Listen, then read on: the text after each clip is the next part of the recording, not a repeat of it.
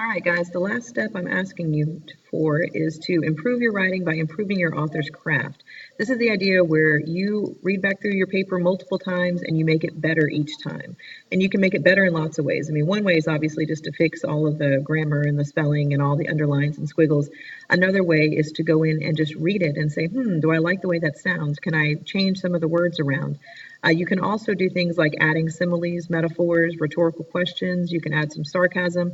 Think about some of those things that you've grabbed or you've seen me grab for wordplay when we're reading, and see if you can fit some of those things in to your own writing as you go. Now, this is now, I think, almost 12 or 1,300 words long, so I'm not going to read you the whole thing in the video, but just I'm going to skim through and look for some areas that we can improve. Now, I know that I already flagged some down here when I was working earlier, so we can look at this paragraph.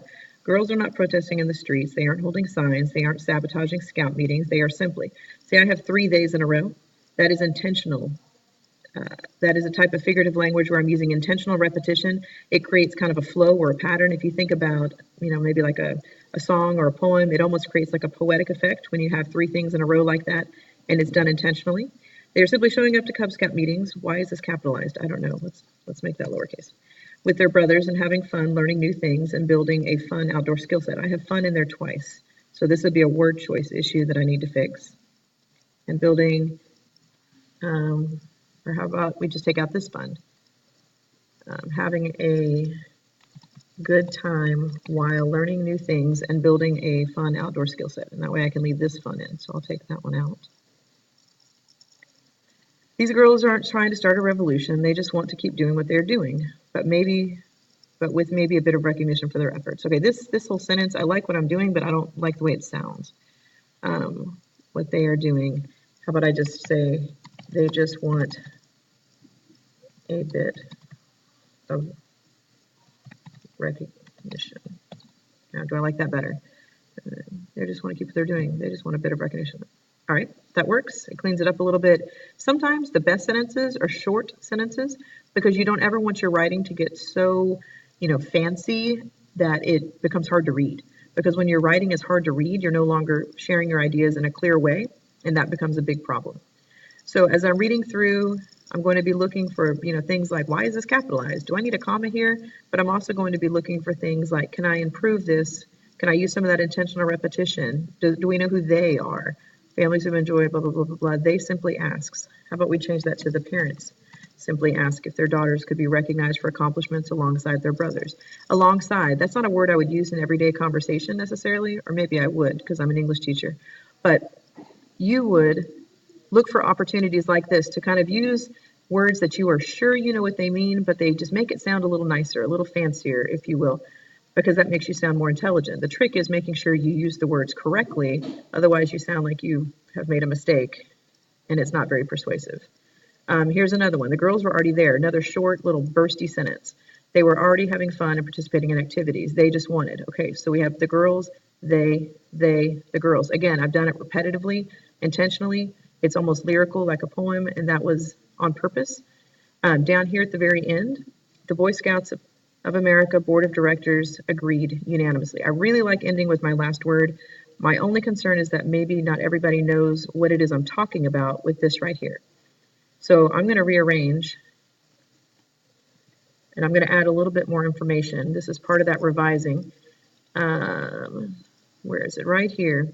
On October 11th, 2017, the Boy Scouts of America Board of Directors unanimously approved to welcome girls into its iconic Cub Scout program. Okay, I don't need to use that quote. I've already got something similar. I'm just going to add the date, gives it a little bit more credibility, and also is going to help clarify what it is I'm saying. October 11th, 2017. On October 11th, 2017, the Boy Scouts of America Board of Directors agreed.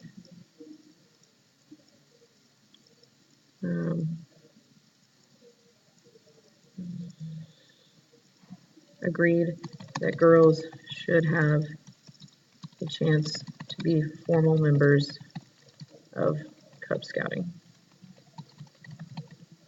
Okay, but now that kind of takes away some of the power of the unanimously. Maybe I can change this into 3 sentences. I like this by itself. I just need a preface. So I could say, on October 11, 2017, BSA announced that girls will have, not should have, will have a chance to be formal members of Cub Scouting. And now I could say, apparently, the Boy Scouts of America Board of Directors agreed with parents unanimously.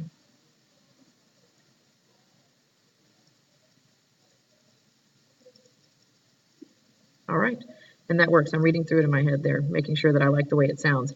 And I think it's okay. I may read through it one more time and see if I can't clean it up just a little bit more.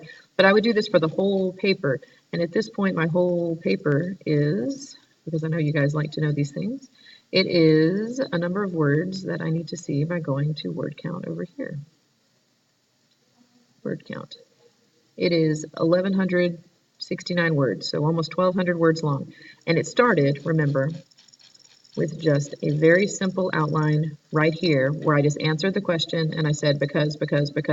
If I don't like my paper, I feel like it needs more meat, I just add another because. I can just add another color block in here, add more information, go in, find some statistics, find some quotes, find things that will help support my case, add those in, and you can just make this go on forever and ever if you wanted to.